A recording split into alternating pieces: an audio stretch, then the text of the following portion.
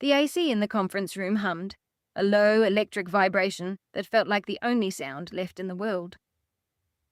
Sitting across the mahogany table was Robert, my husband of 25 years. He leaned back in his chair with that arrogant, charming smirk on his face. The exact same smile that had convinced a naive 22-year-old me to marry him all those years ago. Next to him sat his lawyer, a man in a cheap suit who looked like a shark, rhythmically tapping a pen against a thick leather binder. They looked confident. No, they looked like winners. They looked like two men preparing to carve up a Thanksgiving turkey, and I was the bird. "Diane," Robert's lawyer began, his voice dripping with condescension. "We just want to make this as painless as possible. Robert is entitled to 50% of all marital assets. This includes the savings, the house, and of course, the inheritance money you received 2 years ago. Since you commingled those funds into the home renovation projects, they are legally considered community property." Robert didn't say a word. He just winked at me. A wink. After 25 years, after everything I had done for him, he was winking at me while trying to strip me of everything I owned. He thought he had won. He thought I was just the quiet, supportive wife who would sign on the dotted line just to avoid a scene. I looked over at my own lawyer, Patricia. She adjusted her glasses, her face an absolute mask of calm. Reaching into her briefcase, she pulled out a very thin, single-page folder. She didn't push it across the table. She just opened it, looked at Robert, and smiled. It wasn't a friendly smile. It was the smile of a predator that had just realized the trap had sprung. "Actually," Patricia said, her voice soft but cutting through the silence of the room like a blade, "there seems to be a slight misunderstanding about what constitutes community property as of today." I watched Robert's face. In the span of 3 seconds, I saw his expression go from smug satisfaction to confusion, and then, as reality hit him like a physical blow, to pure, pale terror. It is a look I will treasure for the rest of my life. Now, to understand exactly why Robert looked like he had just seen a ghost, we have to go back. We have to go back to a time when I thought my life was absolutely perfect. My name is Diane. I'm 52 years old. For a quarter of a century, I defined myself by one word: wife. When I met Robert, I was an art history student with a scholarship to do my master's degree in Italy. He was a junior sales associate selling copiers, drowning in student debt, and driving a car held together by duct tape and prayers. But he had a dream. He wanted to start his own logistics company. He had the vision, but he didn't have the stability. So I became his stability. I gave up Italy. I gave up my master's. I took a job as an administrative assistant at a dental clinic because it offered a steady paycheck and good insurance. I paid his rent. I helped him pay off his car loan. I cooked, I ironed his shirts, and I stayed up until 3 a.m. proofreading his business proposals. When his company finally took off 10 years ago, I thought, we made it. Not he made it. We made it. And for a long time, it felt that way. We were a team. We didn't have children. It was something we tried for, but it just never happened. So our bond was everything. We were best friends. At least that's what I believed. The shift didn't happen overnight. It was subtle, like mold growing in a damp basement. It started about 6 months ago. It started with the phone. For years, Robert was the kind of man who would leave his unlocked phone on the kitchen counter for hours. If he was driving, he'd ask me to reply to his mom's texts or check his emails. Then came a Tuesday night. We were sitting on the couch watching a movie. His phone buzzed on the coffee table. Out of habit, I glanced down. He lunged for it. He literally threw his entire body across the cushions and snatched it up before I could even see the screen. "Wow," I laughed, trying to keep it light, even though my stomach did a little flip. "Classified CIA business or just a client?" He didn't laugh. He shoved the phone into his pocket and stood up, his face flushed red. "It's just work, Diane. God, stop being so nosy. I'm dealing with a crisis on a shipping manifest." He walked into the kitchen, but he didn't turn on the light. I watched him from the living room. He was texting furiously, his shoulders hunched over.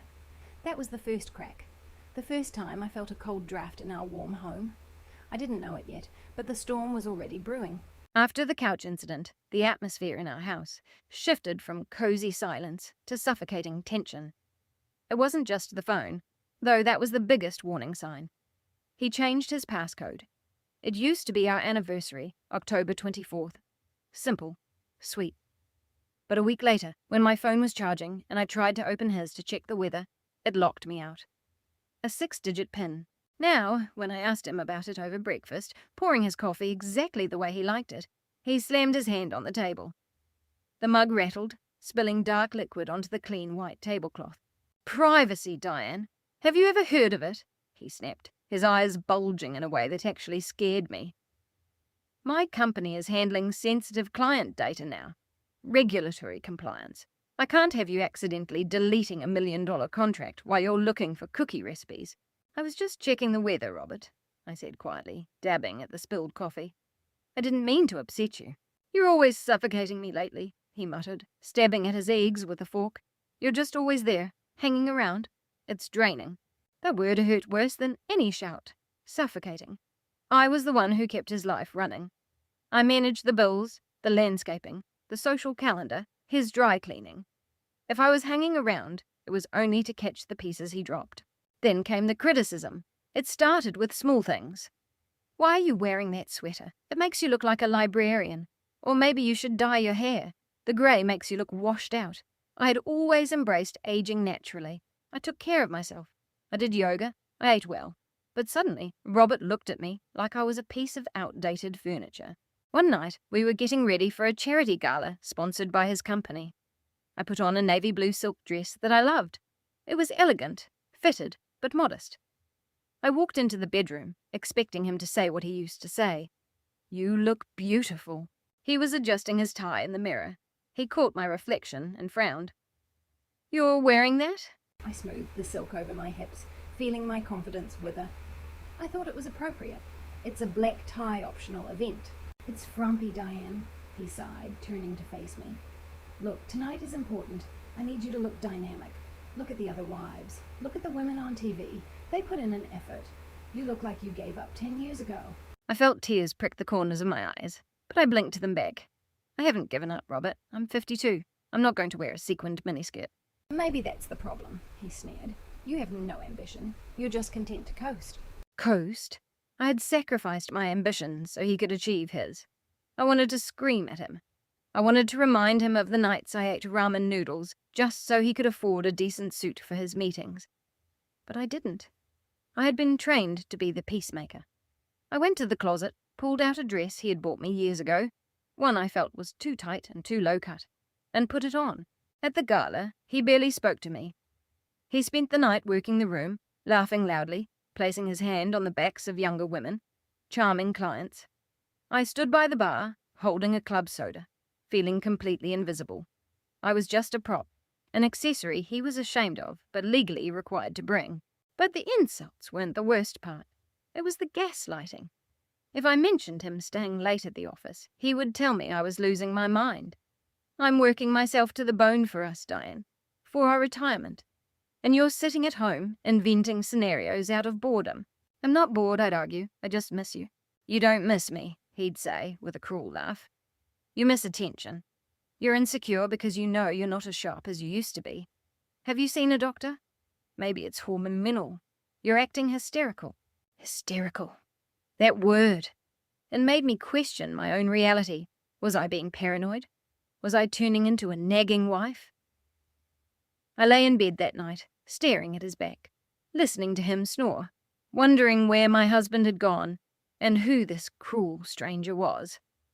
I didn't know it then, but he wasn't just being cruel. He was preparing the battlefield. He was breaking me down so that when he finally made his move, I wouldn't have the strength to fight back. 2 weeks after the gala, the dynamic shifted again. The cruelty didn't disappear, but it was masked by a sudden, frantic affection.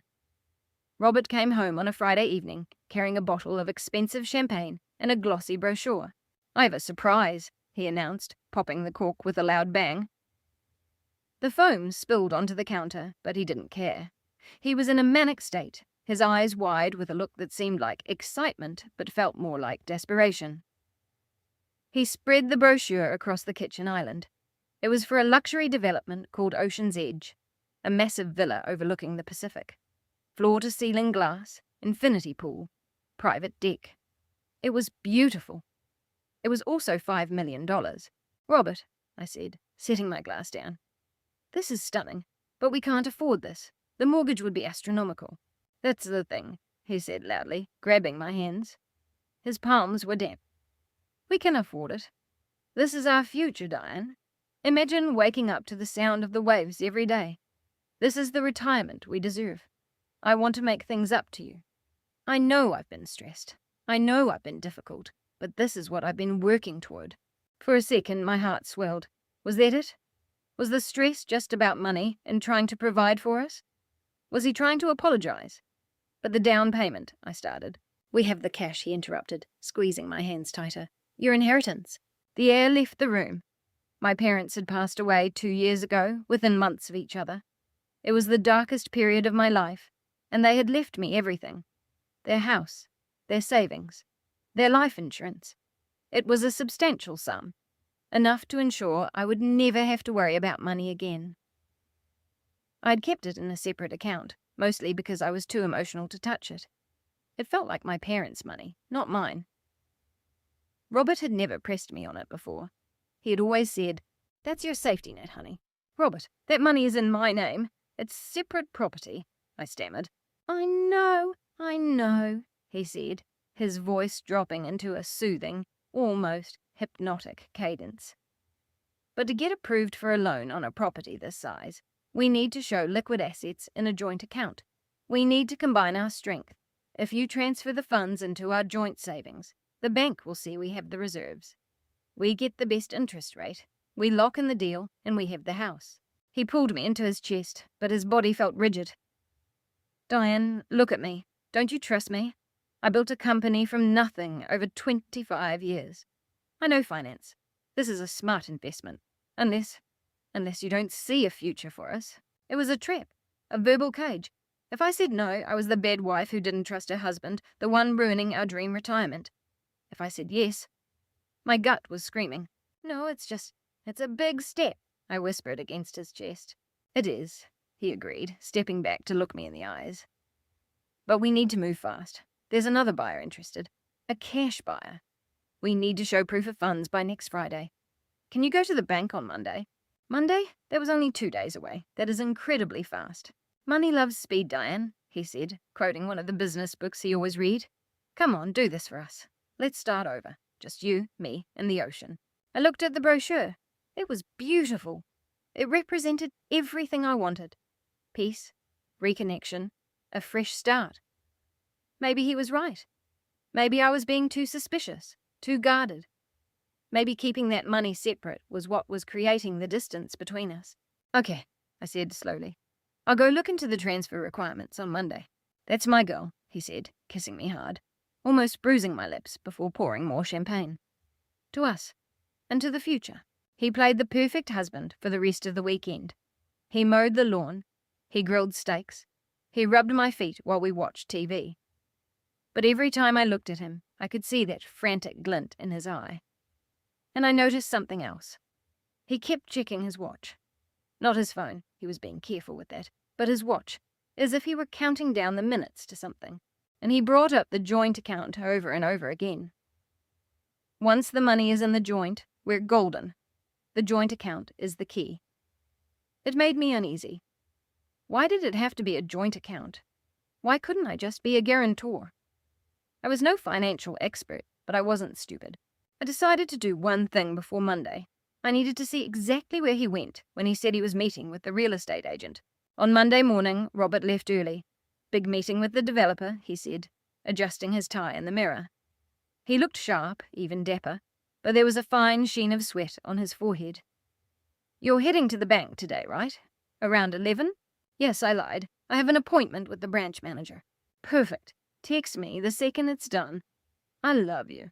He kissed my cheek, grabbed his briefcase, and walked out. He didn't look back. I waited 5 minutes, then grabbed my keys. I wasn't going to the bank. I was going to follow him. I felt ridiculous, like a character in a bad Lifetime movie. I drove my unassuming grey sedan, perfect for blending into traffic. I followed his BMW from a safe distance. He didn't go to the developer's office downtown. He didn't go to the site of the new villa either. He drove to the edge of town, near the university district, to a trendy cafe. It was a place for students and hipsters, not middle-aged businessmen. He parked and walked inside. I parked across the street, pulling my baseball cap down over my eyes. A few minutes later, I walked in.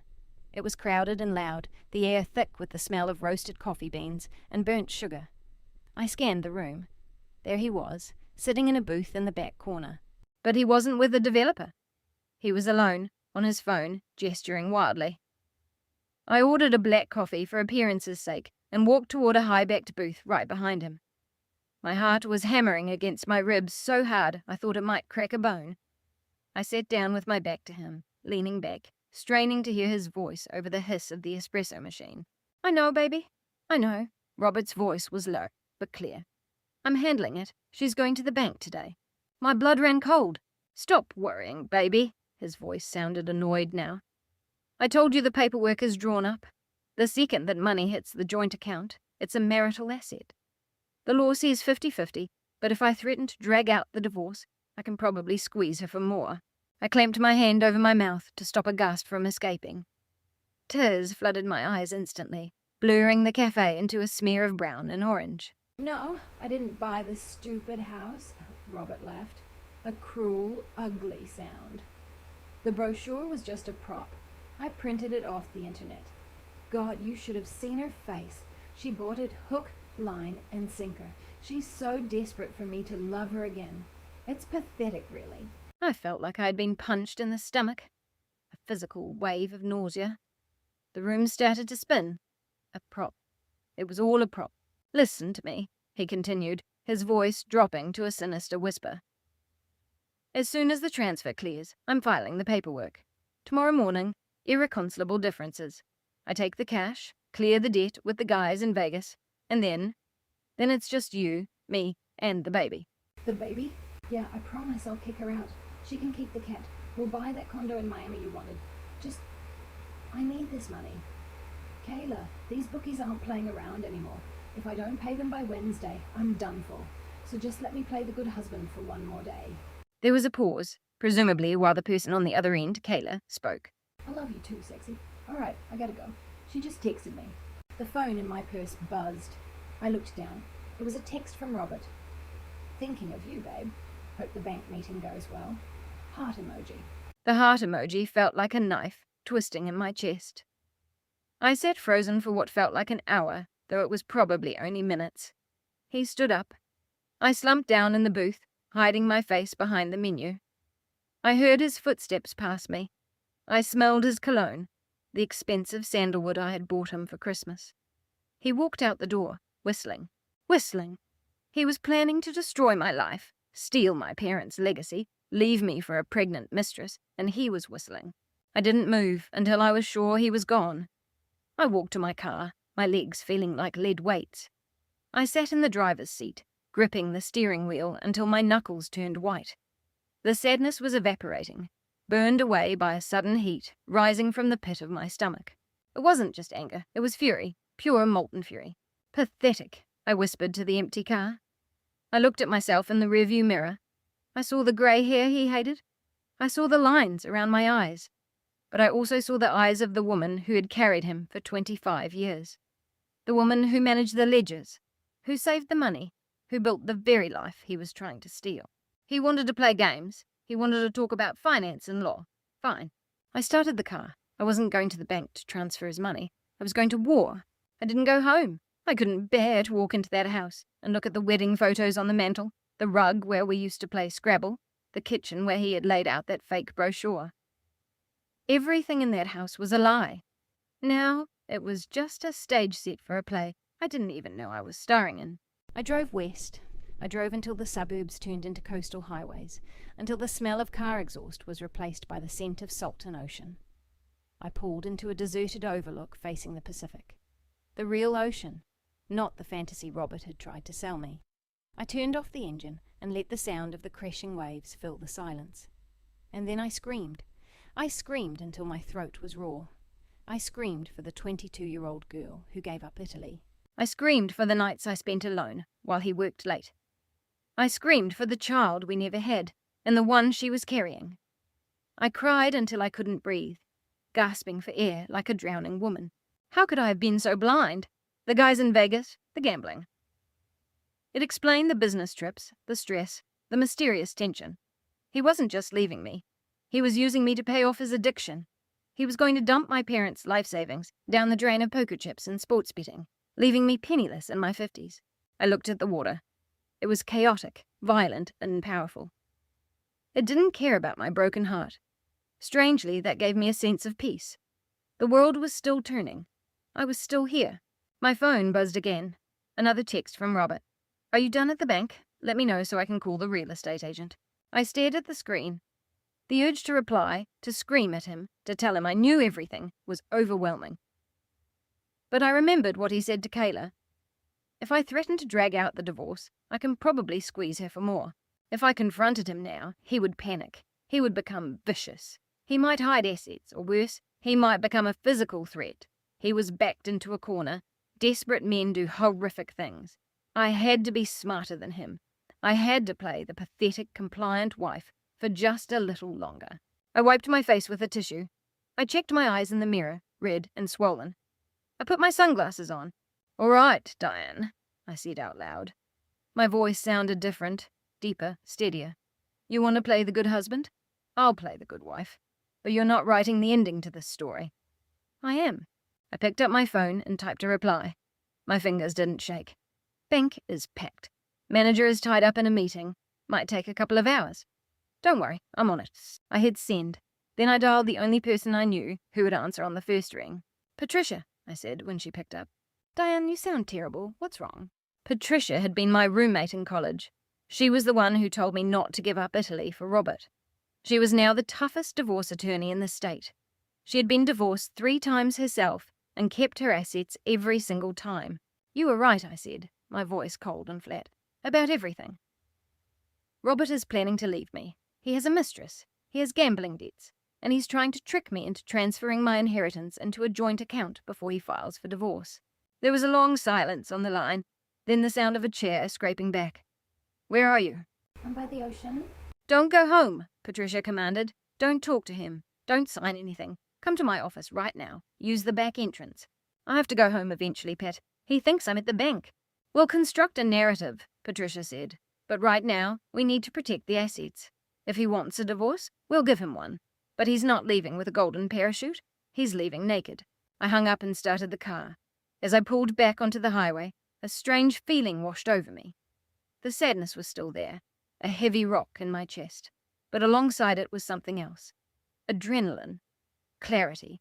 For 25 years, I had been a passenger in Robert's car. Today I was taking the wheel, and I was going to drive him off the road. Patricia's office was a fortress of glass and steel downtown. I walked in with my baseball cap and sunglasses, looking like a celebrity, avoiding the paparazzi, or a woman on the edge of a breakdown. Probably both. Patricia didn't hug me. She knew if she offered sympathy, I would fall apart. Instead, she pointed to a leather chair and handed me a bottle of water. "Spill," she said. "Every detail. Don't leave anything out." I told her everything. The passcode change, the insults, the beachfront villa brochure, the conversation at the cafe, the men in Vegas, the baby. When I finished, Patricia leaned back, tapping a gold pen against her lips. "Okay, it's classic asset preservation fraud. He's leveraged to the hilt. Probably owes money to dangerous people and sees your inheritance as his get-out-of-jail-free card. He needs that money to be community property, so he can either claim half or use it to settle debts that would otherwise become marital liabilities once he files." "He said he's fine tomorrow," I said, my voice trembling slightly. "Then we have to move faster," Patricia said. She pressed a button on her intercom. "Bring in Beverly." The door opened and my mother walked in. I gasped. "Mum, what are you—" "I called her," Patricia said, "right after you hung up." My mother, Beverly, was 75 years old, 5 feet tall, and made of absolute titanium. She had never liked Robert. She called him Slick Willie. She walked over and wrapped her arms around me. I finally let out a sob, burying my face in her shoulder. "I knew it," Mom whispered, stroking my hair. "I knew that weasel would show his teeth eventually." Shh, it's okay. We prepared for this. We did? I asked, looking up at them. Diane, Mum said seriously, why do you think your father and I structured the will the way we did? We didn't transfer the money to you directly as a lump sum of cash. We left it in a revocable trust that you control. Right, I said. But Robert wants me to liquidate the trust and transfer the cash. Exactly, Patricia interjected. If you transfer the cash to the joint account, the trust protection vanishes. It becomes commingled property. But right now, the money is still separate. It's yours. So I just don't transfer it? I asked. No, Patricia smiled, and it was a chilling expression. If you just say no, he gets suspicious. He might become volatile, or he might file for divorce immediately and try to freeze your assets during litigation. We need to make sure that money can never be touched before he even files. How do we do that? We move it, Patricia said. Not to him, but to an irrevocable trust. We create a new entity today. We transfer your entire inheritance, your stocks, your personal savings into it. We name your mother as the trustee. You are the beneficiary, but legally, you don't own it. Once the money is in there, it's locked. If done correctly, even a judge has a hard time piercing an irrevocable trust. And the best part, Mom added, her eyes flashing with mischief, is that we can execute the paperwork right now. I brought the notary. But Robert thinks I'm at the bank, moving the money to us. I said, let him think that, Patricia said. Go home. Tell him there was a glitch, a bureaucratic delay. Tell him the funds will clear in 48 hours. Buy us Tuesdays. That gives me time to file the trust documents with the state and secure the assets. By the time he files for divorce on paper, you will be a very modest woman. What about the house? I asked. The house is marital property, Patricia shrugged. He can fight for half of that, but the inheritance, those millions, will be safely locked away in Fort Knox. I looked at the documents Patricia slid across the table. It was a declaration of war. If I signed, I was effectively blowing up my marriage. But my marriage was already ash. Robert had burned it down the second he wagered our future on a hand of cards. I picked up the pen. My hand didn't shake this time. Where do I sign? I asked. Patricia grinned. Right there. Welcome to the resistance, Diane. The drive home from Patricia's office was the longest commute of my life. I had to transform from a scorned woman plotting revenge back into the beautiful, slightly confused wife. I practiced my facial expressions in the rearview mirror.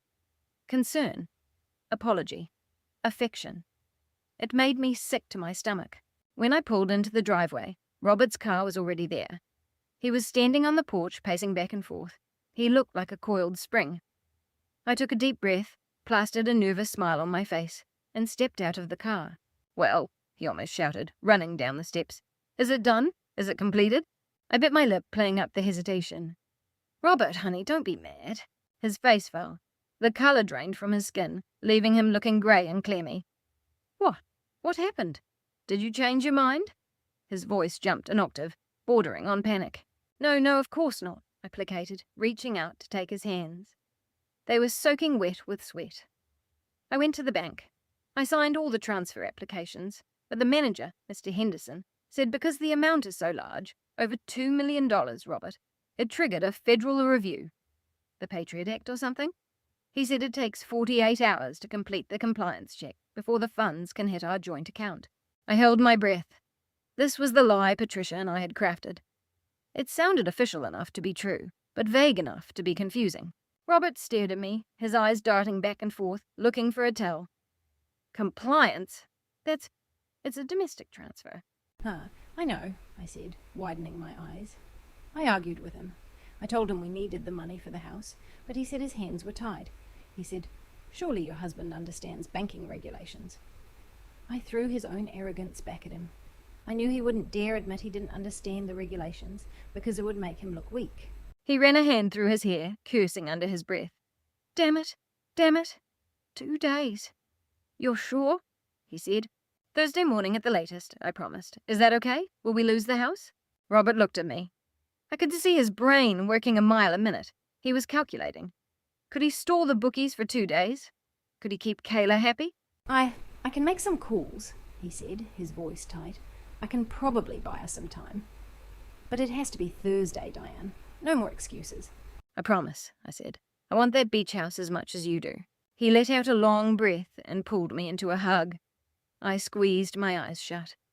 I could smell the stale coffee on his breath, and beneath his cologne, that faint, sharp scent of fear.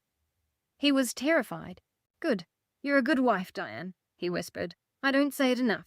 I wanted to vomit. I love you, Robert, I said, the lie tasting like ash in my mouth. The rest of that evening was pure torture. We ate dinner, takeout, because he was too stressed to let me cook, and I was too nauseous to eat. He checked his phone under the table every 2 minutes. I saw the light reflecting off his glasses. Probably Kayla asking if he had filed the paperwork yet. Probably the guys from Vegas threatening to break his legs. We went to bed early. He tried to be affectionate. He started kissing my neck, his hands moving over me with that usual sense of possessive entitlement. Panic burned in my chest. I couldn't let him touch me, not knowing where those hands had been, not after hearing him call me a witch. Robert, I can't. I pulled away, faking a stomach cramp. My stomach. I think the Thai food was bad. I feel terrible. He rolled away instantly, looking more annoyed than concerned. Great, whatever. Just go to sleep. He turned his back to me. I lay there in the dark, staring at the ceiling fan spinning above us. Chop, chop, chop. It sounded like a guillotine. My phone, hidden under my pillow on silent, vibrated. A text from Patricia. Trust documents filed. Transfer initiated. You are officially poor by tomorrow morning. Sweet dreams. I let out a breath I didn't realize I'd been holding. The money was moving through the night like a ghost ship. My inheritance was sailing away from Robert's greedy hands, safely docking in my mother's harbour. I looked at Robert's sleeping form. He was snoring softly now. He thought he had manipulated me. He thought he had won. He had no idea that the woman lying next to him was no longer his wife. She was his judge. The next morning, Wednesday, was the day of the robbery. A legal robbery, of course. While the digital transfers were happening in the background, there was one physical loose end. The safe deposit box. We had a joint safe deposit box at the downtown bank. Inside was my grandmother's diamond jewelry, a collection of gold coins my father had passed down, and the deeds to the rental properties I inherited. Properties that were technically mine, but the physical paperwork sat there. If Robert filed for divorce and got a court order freezing assets, he could lock me out of that box. Worse, he could go there today and clean it out himself. I waited until he left for work. He kissed me goodbye, looking tense but hopeful. Tomorrow is the big day, he said. Thursday. Don't forget. I won't, I smiled. The second his car cleared the corner, I moved. I grabbed my purse and the spare key to the safe deposit box. I drove to the bank, my eyes constantly checking the rearview mirror, paranoid that he was following me. I arrived at the bank at 10 in the morning. It was quiet. I need access to box 402, I told the teller, trying to keep my voice steady. Of course, Mrs. Miller. Right this way. We walked into the vault. The heavy steel door clicked shut behind us, the echo sounding like a prison cell. I opened the box. Everything was there. The velvet pouches of diamonds, the heavy stack of gold coins. I shoved them into my large tote bag. My heart was beating so hard I felt dizzy. This was my property, but it felt like I was stealing. My phone rang. The sound shattered the silence of the vault, making me jump and nearly drop a gold coin. It was Robert. Why was he calling? Had he received a notification? Had the bank alerted him that I was accessing the box? I stared at the screen, frozen. If I didn't answer, he'd get suspicious. If I did, would he hear the echo of the vault? I took a deep breath, grabbed a handful of tissues from my purse, and cupped them over the microphone to muffle the background noise. I answered. Hello? Diane, where are you? His voice was sharp, accusatory. I'm at the grocery store, I lied, my mind racing to picture the frozen food aisle. It's freezing in here. What's up? I just got an alert that our credit card was used. Did you buy something? Oh, God. I had stopped for gas on the way here. In my panic, I had used the joint card by mistake. Oh, yeah, I laughed nervously. I put gas in the car. Sorry, I didn't realize it would trigger an alert. Gas? Why are you getting gas? You said you were going to the grocery store. The store is 5 miles away, Robert. The tank was empty. Fine, he snapped. Just be careful with the spending. We need every dime for the closing costs on the house. Don't buy expensive groceries. I'm buying pasta and sauce, Robert. A cheap dinner, I said, letting just enough annoyance enter my voice to make it believable. Whatever. See you tonight. Click. I slumped down at the metal table in the viewing room. My knees were shaking. He was watching the credit card alerts like a hawk. He was obsessed with every single dollar because he was completely broke. I finished emptying the box. I left it bare.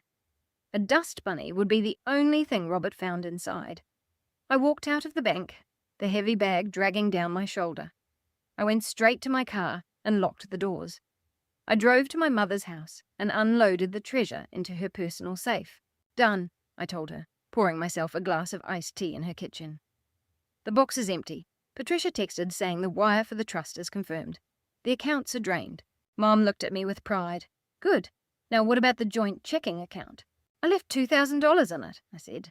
And the credit card bill is due next week. It's about $15,000. How generous of you, Mom smirked. So, I looked at the clock. It was noon on Wednesday. Now we wait for the explosion. What happens tomorrow, Mum asked. Tomorrow, I stared at the melting ice cubes in my glass. Tomorrow, I tell him the transfer didn't go through. Tomorrow, he realizes he's out of time with the bookies. He's going to panic, and he's going to file those divorce papers to try and save himself. Are you ready? I'm ready, I said. But deep down, a tiny part of me was terrified. I was poking a bear, a desperate, indebted, cornered bear. And I was about to lock myself in a cage with him for one final night. Wednesday afternoon dragged like a slow death. I sat in my mother's sunroom, surrounded by her orchids, staring at my laptop screen. The accounts were empty. The safe deposit box was cleared. The trap was set. But there was one piece of the puzzle I needed to see with my own eyes. Kayla. I needed to know who she was. Robert had been careful not to leave a digital footprint on his main accounts. But arrogance makes men sloppy, and 28-year-olds live their lives online. I created a fake Instagram account with no profile picture, using a generic name like GardenLover55, and started digging. It didn't take long. I searched the geotag for the cafe where I had seen them. I scrolled through hundreds of photos of lattes and avocado toast until I saw it. A selfie posted 3 days ago. It was her, the girl from the cafe. Blonde highlights, over-plumped lips, posing with a pout. The caption read, "Coffee date with my silver fox. Big things happening this week. Hashtag future misses, hashtag leveling up." I clicked on her profile. It was public. Of course it was public. I spent the next 2 hours scrolling through the life of the woman who had helped dismantle my marriage. Her name was Kayla Ridge. She was an administrative assistant at a different logistics firm. Not even Robert's employee, which means they met at an industry mixer. The photos were a sickening timeline of my husband's betrayal.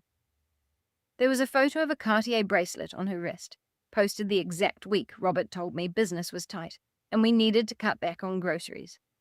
There was a photo of a romantic dinner at a downtown steakhouse, posted on a night Robert claimed he was working late on a proposal. And then there was the most recent one, posted just this morning on her close friend's story. But she had stupidly left it public for a few hours before realizing the mistake. Or maybe she just didn't care. It was a sonogram photo. The caption read, "Baby daddy is finally leaving the Wicked Witch of the West this week. Can't wait to start our family in our new beach house. Hashtag 12 weeks. Hashtag blessed. The Wicked Witch of the West." That was me. I stared at the screen, my hand trembling on the mouse. I wasn't a witch. I was the woman who ironed his shirts for 25 years. I was the woman who took care of him when he had the flu, who held his hand when his father died, who gave up her own dreams so he could chase his. And the baby, he was giving her a baby. We had tried for years. We went to specialists. We spent thousands on IVF. It never worked. Robert had eventually said, "It's okay, Diane. We have each other, and that's enough." But it wasn't enough. It was never enough. A wave of grief hit me so violently I had to put my head between my knees to keep from fainting. It wasn't just the money. It wasn't just the lies. It was the erasure. He was replacing me. He was literally using a person who called me a witch online to build the life we were supposed to have. The beach house, the child, the wealth. But as I stared at Kayla's smug, filtered face, the grief began to harden into something cold and sharp. Like steel. She thought she had won the lottery. She thought she had bagged a wealthy, older businessman who was going to pamper her for the rest of her life. She had no idea she was catching a falling knife. She didn't know about the gambling debts. She didn't know that the money for the beach house was actually my parents' money, and that just 2 hours ago it had been locked away in a vault she would never hold the key to. I took screenshots. I took screenshots of everything. The sonogram, the bracelet, the captions, the dates. I printed them out in full colour. I wasn't just going to get a divorce from Robert. I was going to dismantle his reputation. In a divorce proceeding, evidence of infidelity doesn't change much in terms of asset division in a no-fault state, but it changes the narrative.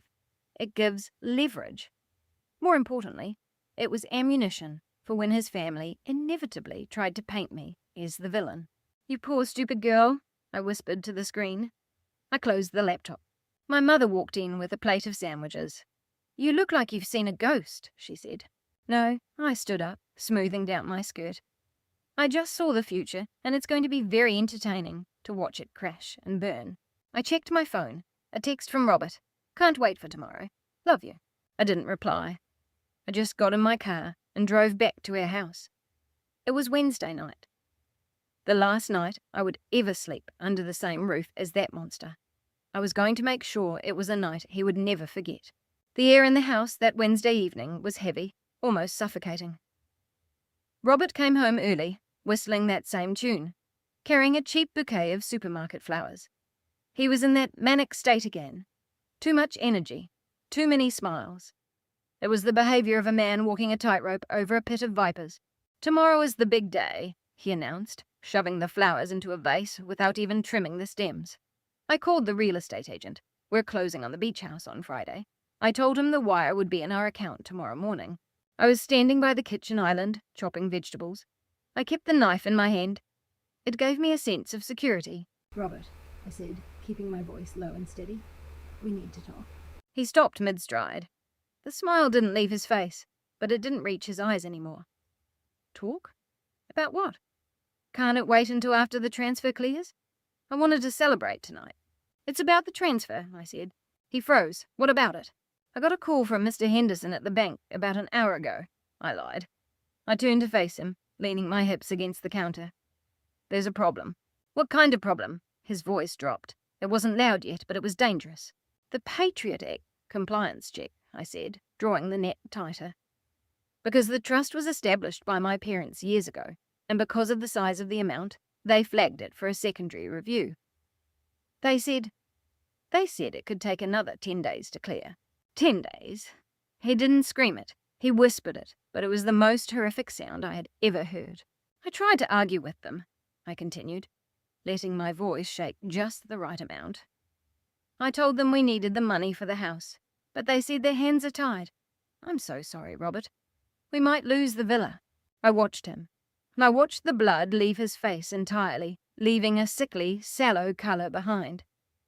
I watched his hands curl into fists at his sides. He wasn't mourning the loss of a vacation home. He was calculating the kneecaps the bookies had promised to shatter if he didn't have the cash by Friday. "You're lying," he spat. "Why would I lie?" I asked, forcing a hurt tone into my voice. "I want this house just as much as you do." 10 days is too late," he roared. Suddenly, he grabbed the vase off the counter and hurled it across the room. It shattered into 1,000 pieces against the wall, sending water and shards of glass flying everywhere. I flinched instinctively, but I didn't step back. "Robert, you're scaring me." "I don't care if I'm scaring you." He marched toward me, his face twisted into a mask of pure fury, spit flying from his mouth. "You stupid, incompetent woman. You can't even handle a simple transfer. You just had to ruin it. Do you have any idea what you've done?" "I didn't do anything. It's the bank. It's always someone else's fault, never yours." He slammed his fist down onto the granite countertop, only inches from my hand. "Fix it. Call them back right now. Tell them to release the funds, or I swear I will go down there and take care of it myself." "It's 7 p.m., Robert. The bank is closed." He stared at me, his chest heaving. For a second I thought he was going to snap. I saw the impulse flare in his eyes, but then he turned away, running his hands through his hair, pacing the kitchen like a caged animal. "I'm done for," he muttered to himself. "I'm completely done for." He pulled out his phone, his fingers shaking so violently that he dropped it on the floor. He scrambled to pick it up, cursing under his breath. "Where are you going?" I asked as he snatched his keys. "Out," he barked. "Since you're useless, I have to go find a solution myself. Don't wait up." He slammed the front door behind him, rattling the windows. A second later, his tires screeched down the driveway. I stood in the silence of the kitchen, surrounded by broken glass and scattered flowers. My heart was pounding, but my mind was incredibly sharp. He was gone. He was heading straight to Kayla. He was going to borrow money, cry on her shoulder, or figure out his next move. I acted fast. I didn't clean up the glass. I left it right there as a monument to his temper. I went upstairs and packed a single bag with just the essentials. My jewelry was already moved and my documents were with Patricia. I took my clothes, my laptop, and my cat, Whiskers, in his carrier. Then I made the most important call of the night to a locksmith I had on standby. "He's gone," I said. "Come over right now." 40 minutes later, the locks on both the front and back doors were completely changed. I taped a note to the front door. "Robert, I'm staying at a hotel tonight because I don't feel safe after your outburst. Do not attempt to enter the house." Dinner. I wasn't actually going to a hotel. I was heading to my mother's, but he didn't need to know that. As I drove away, looking back at the dark, locked house, I felt a strange sense of loss. That house used to be my whole world, but now it just looked like a cage I had finally escaped. I didn't sleep that night. I sat on the bed in my mother's guest room, sipping tea and petting Whiskers, just waiting for the inevitable. It came at 9 o'clock Thursday morning. My phone exploded with notifications. Emails from our joint account, alerts from my credit monitoring service, and a text from Patricia. He filed. It was officially on the record. Case number 24-988. Miller versus Miller. I let out a low whistle. He didn't waste a single second. This was Robert's logic. He thought the money was stuck in transit. He believed that by filing for divorce right then, he could freeze our assets in their current state. He assumed those millions were floating in a pending limbo between my trust and our joint account, and he wanted a judge to seize them before they bounced back to me. He was trying to intercept the funds mid-air. He had absolutely no idea the money had never even left the ground. An hour later, there was a knock at my mother's door. It was a process server, a bored-looking young guy. "Diane Miller." "Yes, you've been served." He handed me a thick envelope. I opened it right there on the porch. A petition for dissolution of marriage. I flipped through the pages. It was brutal. He was demanding primary ownership of the marital home, 50% of all financial assets, explicitly listing the inheritance funds currently in transit, and spousal support, citing his contribution to managing the household assets. He even requested a restraining order to prevent me from moving any funds. Contribution to management. I actually laughed out loud. The only thing he ever managed to do was lose money. I called Patricia. "I've got the papers." "Perfect," Patricia said, her voice crisp. "He's playing dirty." He filed an emergency motion for a temporary financial hearing to get his hands on the cash immediately. He's claiming you're withholding marital property out of spite. "When is the hearing?" "Monday morning. Mandatory mediation first, then we see the judge." Monday. Anxiety coiled in my stomach. That's 4 days away. What do I do until then? Stay out of sight, Patricia advised. He's going to realize the bank isn't processing any transfer, and then he's going to come looking for you. He'll know you played him. Stay at your mother's, don't answer his calls, and let him spin out. And spin out he did. By Thursday afternoon, Robert discovered the locks had been changed. A barrage of furious texts flooded my screen. "You locked me out of my own house. This is illegal. I'm calling the police." "Where is the money, Diane? The bank says there is no pending transfer. You lied to me." "Answer the phone, you coward." I didn't reply to a single one. I screenshotted every message and forwarded them to Patricia. "Add it to the file," I texted. Then came the voicemails. He sounded frantic, desperate, and completely unhinged. "Diane, baby, please. I'm sorry about the vase. I'm just under so much pressure. We can fix this. Just transfer the money. We need it. I need it. They're going to ruin me, Diane. Please." For a split second, A small, foolish part of me felt a twinge of pity.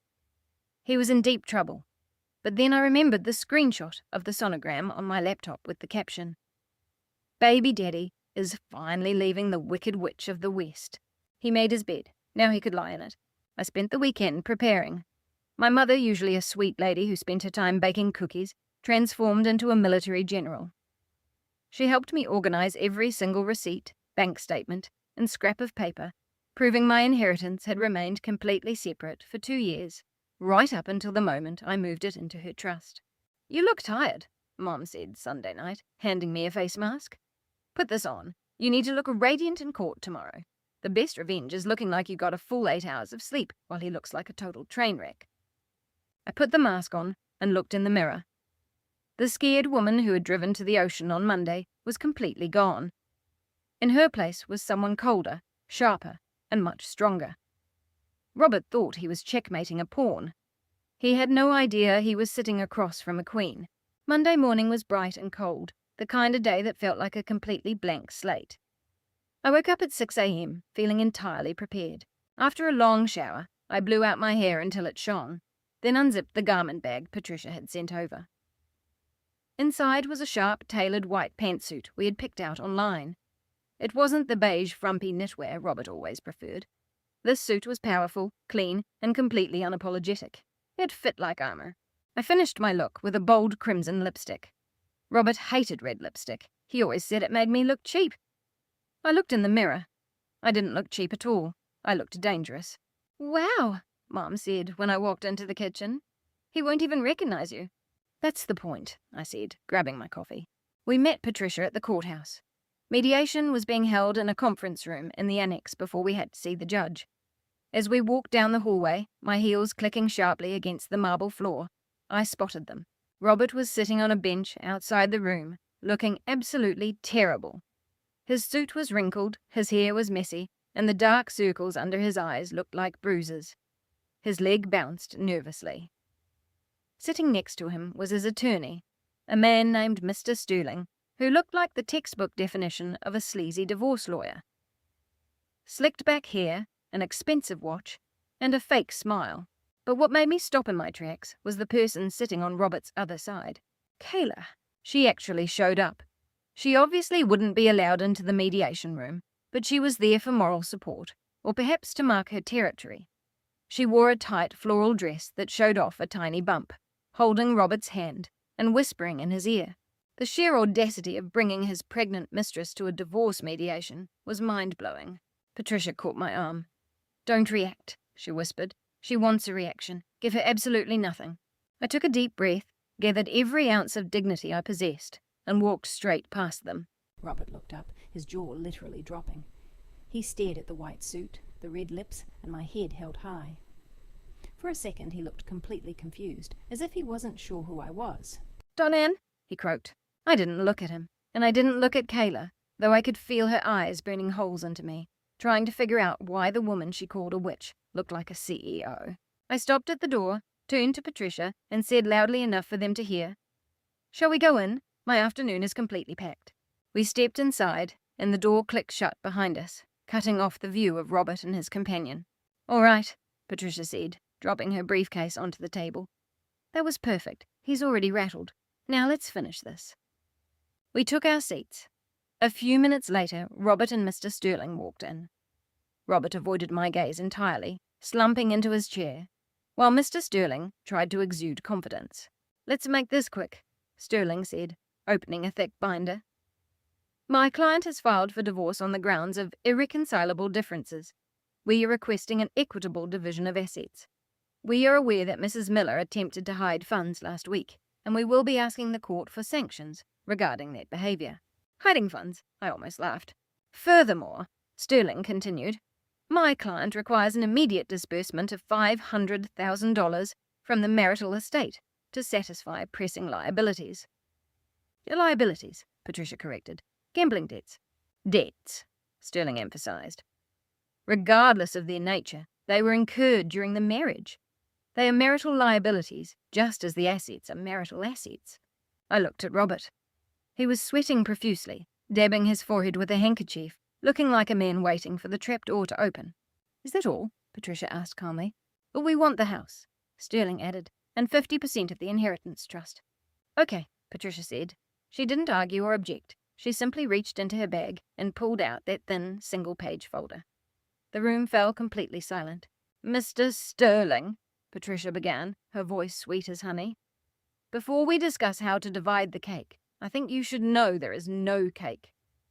Mr. Sterling blinked. What do you mean? You are operating under the assumption that Mrs. Miller owns a substantial inheritance, Patricia said, opening the folder. You are correct that she used to.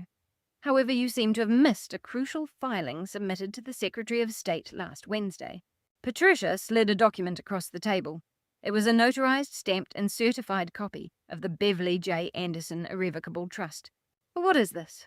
Robert asked, reaching for the paper. His hand shook so badly the page rattled. That, I spoke up for the first time, is the new owner of my assets. Patricia leaned forward. On Wednesday morning, prior to your filing, Diane legally transferred all separate property, including her inheritance, stocks, and personal savings, into an irrevocable trust. Diane is a beneficiary, yes, but she has no ownership or control. The trustee is her mother. The funds are locked. They are not marital property. They were never commingled, and they are completely untouchable. Robert stared at the document, his eyes darting wildly across the legal jargon. This is asset hiding, Sterling stammered. She transferred assets in anticipation of a divorce. Actually, Patricia countered, Diane had no knowledge of any divorce filing until after the trust was funded. And since an inheritance is separate property from the start, she had every legal right to transfer it. You can try to challenge the trust, Mr. Sterling. It will take about 3 years of litigation and $50,000 in legal fees. Does your client have $50,000? We all looked at Robert. He didn't even have $50, let alone $50,000. He looked up, his face entirely pale. But the joint account, the transfer, you said the bank was processing it. I lied, I said. The silence that followed was absolute. I lied, Robert, I repeated, my voice steady and firm.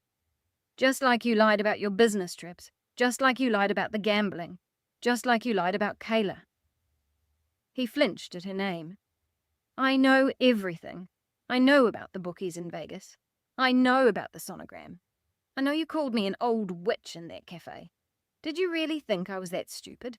Did you think I was just going to hand over my parents' legacy so you could waste it at a poker table and play house with your assistant?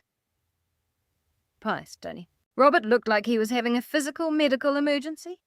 He opened his mouth, but no sound came out. He turned to his lawyer.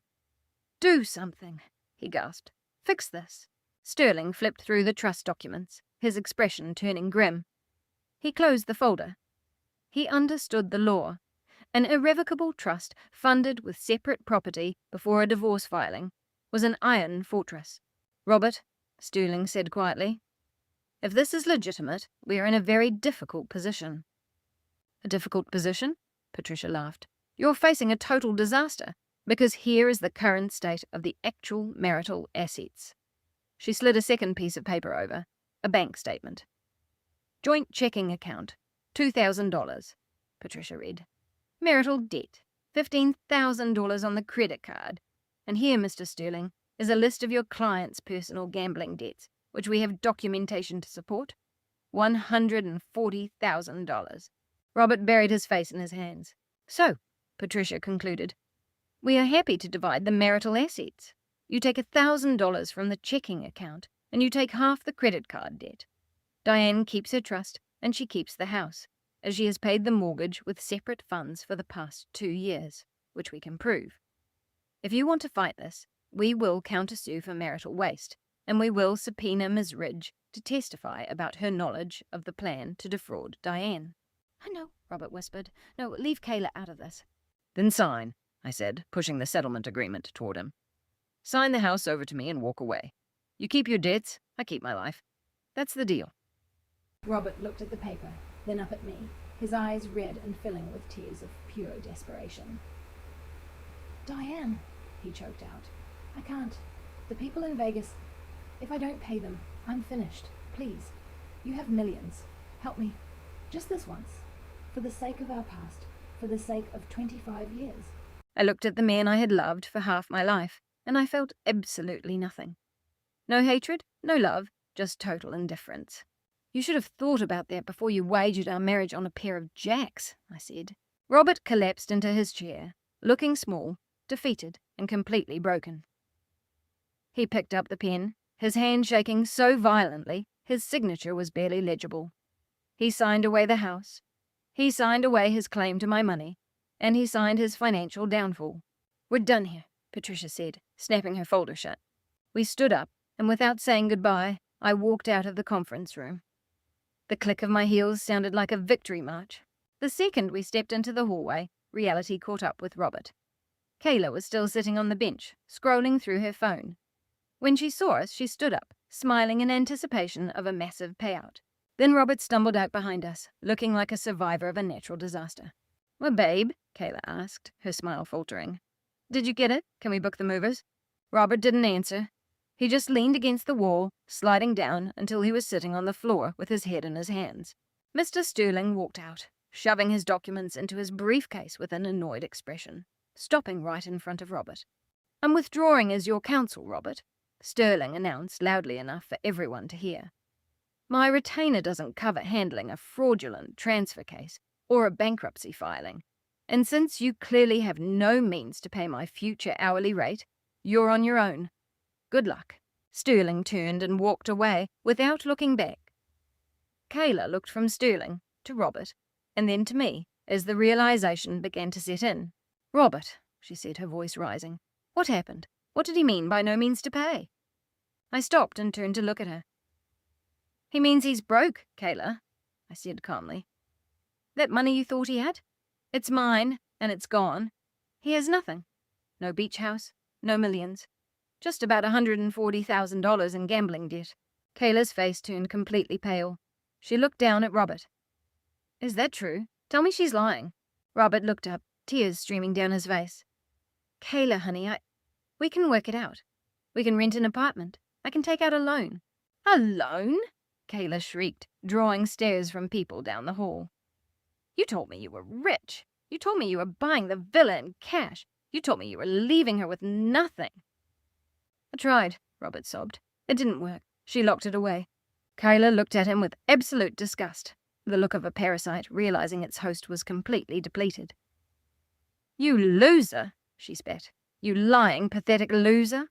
"Kayla, please. The baby." Robert reached for her hand. She slapped his hand away. "There is no baby, you idiot. I'm not pregnant. I just said that to make you leave her faster."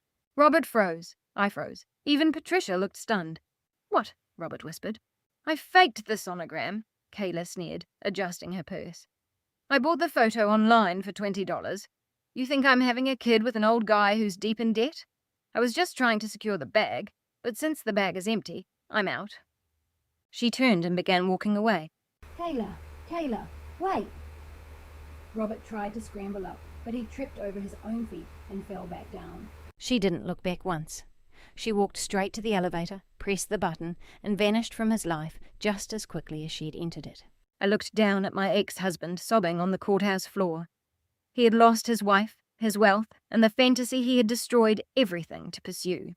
"Let's go, Diane," Patricia said softly, guiding me away. "There's nothing left to see here." We stepped out into the bright sunshine, and the air tasted sweet. "Did you know?" I asked Patricia about the fake pregnancy. "I suspected it," Patricia said. "It's a common tactic, but hearing her admit it out loud, that was poetic justice." I got into my car and drove straight to a steakhouse. I ordered the most expensive filet mignon on the menu, a glass of red wine, and a slice of chocolate cake, eating it all by myself. It was the best meal I had ever tasted. For 3 days, there was total silence. I moved back into my house, which was now legally mine. I hired a cleaning crew to scrub it from top to bottom, wanting to erase every lingering trace of Robert's stress and anger. I threw away the broken vase and repainted the kitchen a bright sunny yellow. Then on Friday night, he showed up. It was raining, a miserable cold drizzle. I heard a scratching sound at the door, like a stray dog. Checking the security cameras I had installed, I saw Robert. He looked completely unkempt, wearing the same stained, wrinkled suit from court, unshaven, and shivering, I opened the door, but kept the security chain fastened. "What do you want, Robert?" He looked up at me, rainwater dripping from his nose. "Diane, please let me in. It's freezing out here." "You don't live here anymore," I said. "I have nowhere else to go," he sobbed. "The bookies took my car and my watch. I've been staying at a motel, but I'm out of cash. Diane, please, I'm scared." "Oh, you should be," I said. "I was blinded," he pleaded, pressing his face against the crack in the door. "That girl, Kayla, she manipulated me. She took advantage of my midlife crisis. I didn't mean any of it. I love you. You're my wife. 25 years, Diane? Doesn't that mean anything?" "It meant everything to me," I said softly. "That's why it hurts so much to know it meant absolutely nothing to you." "It didn't mean nothing. I'm sick. Gambling is a disease. I need help. I need you to help me get better." Ah, the shift in strategy. Now he was the victim, the one who needed saving. For 25 years I had been his savior, cleaning up his messes and paying his bills. Opening the door to rescue him was my hardwired response. But then I remembered the cafe. Pathetic. "Oh, witch." "I can't help you, Robert," I said. "I retired from that job." "What are you talking about?" "I'm saying no. I'm saying you're an adult man who made a series of terrible choices, and now you have to live with the consequences." "You can't leave me out here," he screamed, his sorrow turning to anger once again. "I helped build this life. I deserve to be in it." "You didn't build anything," I snapped. "I built it, and you tried to tear it down for parts. Goodbye, Robert." I began to close the door. Wait. He jammed his foot into the frame. "My clothes. My things. At least give me my stuff." I looked at him. "Fine. Wait right there." I shut the door and locked it. I went to the garage where I had already packed his belongings into 2 suitcases. It wasn't everything. I had donated most of it to charity. But it was enough. His clothes, his shoes, his toiletries. I dragged the suitcases to the door, opened it, pushed them out onto the porch, and kicked them down the steps. They landed right in a puddle. "There," I said. "Now you have your things." "You terrible woman," he screamed, grabbing a wet suitcase. "You cold-hearted monster." "You get off my property, Robert," I said, my voice ice-cold, "or I'm calling the police. I believe you have a few outstanding warrants for unpaid debts, don't you? Do you want them to find you here?" His eyes widened. He grabbed the suitcases and backed away. "This isn't over," he shouted from the sidewalk, rain plastering his hair to his skull. "You'll regret this. You'll need me." "I already regret trusting you," I called back. "That is my only regret." I shut the door hard and locked all 3 deadbolts. I leaned against the door, my heart racing, but I didn't cry. I walked into the living room, poured myself a glass of wine, and sat on the couch. Turning on the TV, I watched a comedy, and for the first time in 6 months, I laughed. Truly laughed. He was gone, the toxic presence was removed, and the healing could finally begin. Of course, Robert didn't disappear quietly into the night. When he couldn't manipulate me, he sent his family to do the work for him. For 25 years, I had been a dutiful daughter-in-law. I sent birthday cards, hosted Thanksgiving, and visited his mother, Barbara, at the assisted living facility every single Sunday. I thought they loved me. I was wrong. They loved the lifestyle my support provided for their son. On Saturday morning, my phone began ringing off the hook with Barbara's name flashing on the screen. I answered, expecting an apology for her son's behavior. How could you do this?" Barbara shrieked before I could even say hello. "Hello, Barbara." "Don't you hello me. Robert called me. He's sleeping in a shelter." "A shelter? Diane, my son, after everything he did for you." "After everything he did for me?" I asked in disbelief. "Barbara, he betrayed me, gambled away his own money, and tried to steal my inheritance." "Oh, nonsense," she scoffed. "Men make mistakes. He was under a lot of pressure, and that money was meant to be shared. You're his wife. What's yours is his. You're being incredibly selfish and vindictive." "Selfish? He had a mistress, Barbara. He thought she was pregnant." "Well, maybe if you'd given him a child, he wouldn't have gone looking elsewhere." The line went completely dead silent. That hit low. It was the cruelest blow she could have dealt. Barbara knew how hard I had struggled with infertility, how many nights I had cried over negative pregnancy tests. To use that against me was pure malice. "Wow," I whispered. Well, now I know exactly where he gets it from. You fix this, Diane, she ordered. You sell their house, pay off his debts, and take him back. Also help me God, this family is cutting you off. Cutting me off? I laughed, a dark, dry laugh. Barbara, you rely on me to drive you to your appointments. You rely on me to pay for your extra care expenses because Robert's business couldn't afford it. You think you're cutting me off? No, I am cutting you off. You wouldn't dare. Watch me. I hung up the phone. Then I did something incredibly satisfying. I opened my laptop and compiled a file. Screenshots of Kayla's posts, bank statements showing Robert's casino withdrawals, the texts where he called me a witch, and the recordings of his voicemails admitting he owed money in Vegas. I emailed it to Barbara, Robert's sister, and his brother with the subject line, "The truth about Robert." The body read, "Since you don't seem to understand why he was removed, here is the evidence. He is a gambler and an unfaithful partner who attempted to defraud me. Do not contact me again. If you want to help him, pay his debts out of your own pockets." I hit send and immediately blocked all of their numbers. Every single one. It was harsh, but it was necessary. Keeping toxic people in your life just because they are family is a recipe for misery. They made their choice. They chose the wrongdoer because he was blood. Fine. They could have him. I called the billing department at the assisted living facility. Hello, this is Diane Miller. I'm calling to remove my credit card from Barbara Miller's account. Yes, effective immediately. For future payments, please contact her son, Robert Miller. Thank you. I hung up, feeling light as air. I had pruned the dead branches from my tree, and now I could finally grow. Time has a beautiful way of revealing the truth. 6 months passed, and my divorce was finalized. Since Robert didn't have a lawyer and failed to show up for the final hearing, he was busy hiding from process servers for his other debts. I was awarded everything I asked for. The house was mine, my trust was secure, and I legally took back my maiden name, Anderson. I started living my life, taking a painting class, joining a hiking club, and reconnecting with old friends I had neglected while trying to be the perfect wife. One Tuesday evening, I was out for tacos with Patricia and a few friends. We were sitting on the patio, laughing and drinking margaritas. The air was warm, and I felt genuinely happy. A pizza delivery scooter pulled up to the curb. The driver looked flustered, trying to balance 3 large boxes.